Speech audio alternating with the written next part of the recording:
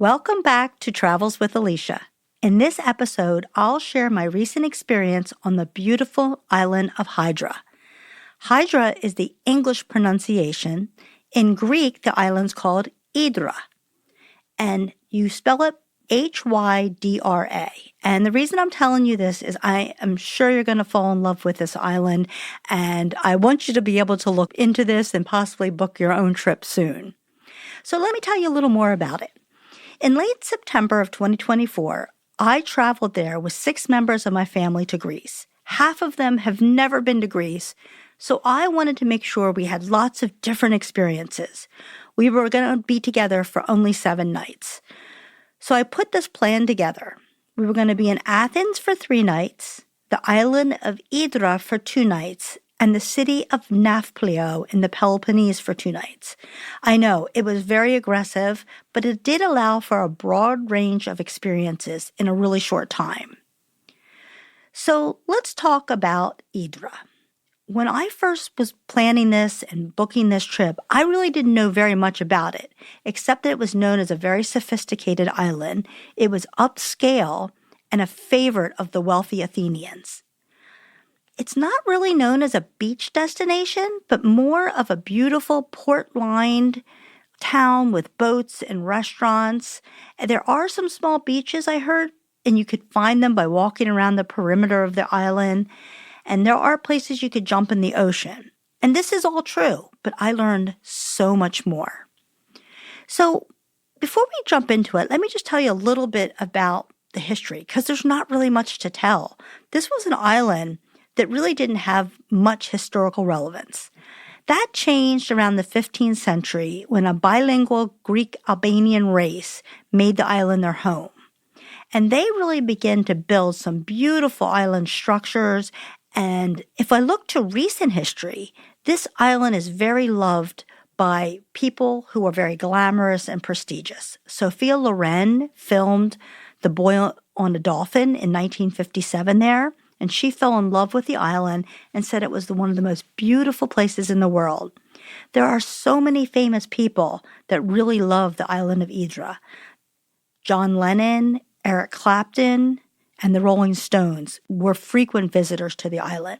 Bridget Bardot and Jackie Kennedy loved it. Also the elite of Greek history, the Onassis family, and the famous singer Marie Callas. So you kind of get it. This is definitely a top-notch island. These are people that can choose to go anywhere in the world, and they chose to vacation on the island of Hydra. So the island of Hydra is a 2-hour ferry ride from Athens. I really wanted to choose an island that wasn't too far away and one that would impress everyone.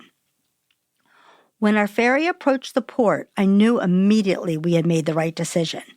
The port area is absolutely beautiful. It was lined with elegant stone mansions and a combination of sailboats and super yachts. When I say super yachts, these equaled or surpassed anything that I've seen in Monaco or Mykonos. It was really unbelievable. I learned that the largest and most prestigious yacht club in Greece is actually in Hydra. It never got boring walking around and seeing all the beautiful boats that were docked. Some of them actually looked like small cruise ships. They were so big. And talking about cruise ships, only 3 small ships are approved to stop on this island. So you will see no mass tourists walking around the island of Hydra. The island is actually pretty small. It's only 12 miles long, but very narrow. My brother and his fiancée walked across the island, and I don't even think it took them very long. They said it was absolutely beautiful. The other thing about this island that's really special is that there's no cars allowed on the island. It keeps the atmosphere really quaint. They do have donkeys that can transport you and your luggage to your hotel. But I saw many posts online where people were asking Americans to be kind and to drag their own giant suitcases. And I'm laughing because I kind of agree. As Americans, we do end up with large luggage, and that would not be kind to have these donkeys trying to put those suitcases on their backs. You could see other tourists have these very small carry-ons, and they would put them on the donkeys, and it seemed like that worked well.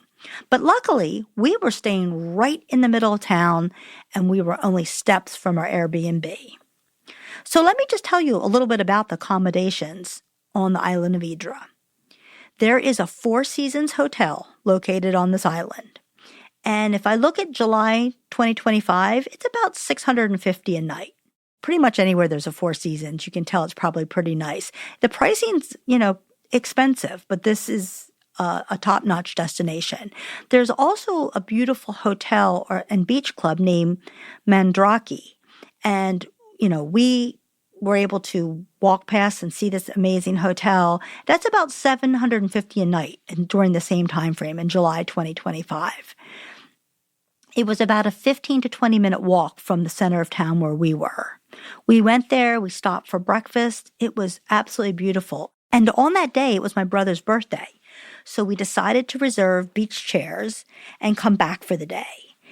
This was September, and the chairs were about $50 a person. So it was a splurge, but they were amazing. There was only a few rows of chairs, and they had a great menu and even top-notch sushi. This ended up being one of our most memorable days in Hydra. And while the place was small, it was a sand beach, and the water was absolutely beautiful and emerald green. I met an American family actually staying there, and they were from an island in Maine. Actually, I think they may have said their own island in Maine. Anyway, this just confirms how exclusive this island really is. And I know you're thinking this seems really expensive, but there were other hotels in town in the $200 to $400 range in the summer. So I think that's more doable. But given our group, we needed 3 rooms. And so I looked at an Airbnb, and I found an amazing 3-bedroom house right in the port area, and it was right under $300 a night for the house. We absolutely loved the location. There were 3 bedrooms, 2 with king-size beds and 1 with twin. And the house had decks and 2 kitchen areas. And the day that we spent on the beach at the Mandrake Beach Club, that night we ordered lots of Greek food takeout, and we went on our balcony and under the lights just enjoyed such a beautiful evening. So I do recommend looking at Airbnbs as well. We did have trouble with the lock on the front door, but guess what? We felt so safe on this island that there was many nights that we just pulled the door closed and we didn't even worry about it being locked. So let's now talk about what can you actually do there. There are a lot of hikes. So there's different walks that you can take, and there are actually signs in the port of the different hikes you can take.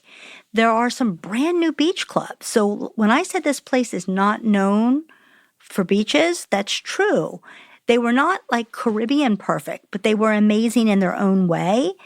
And you can take water taxi rides. And some of these water taxis will actually take you to the beach clubs. So that's interesting and fun.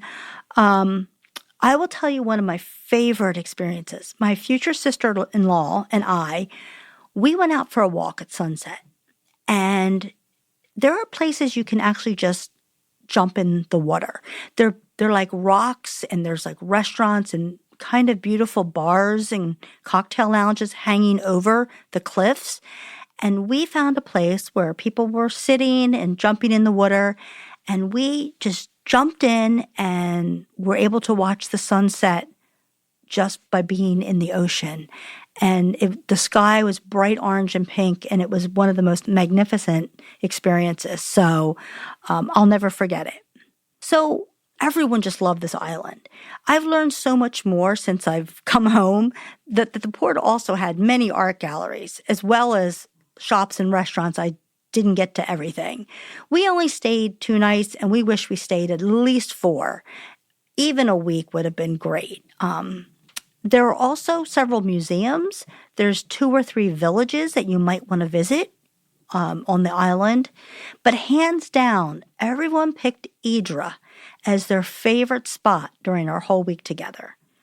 And as someone described it, it's impossibly beautiful and incredibly cosmopolitan.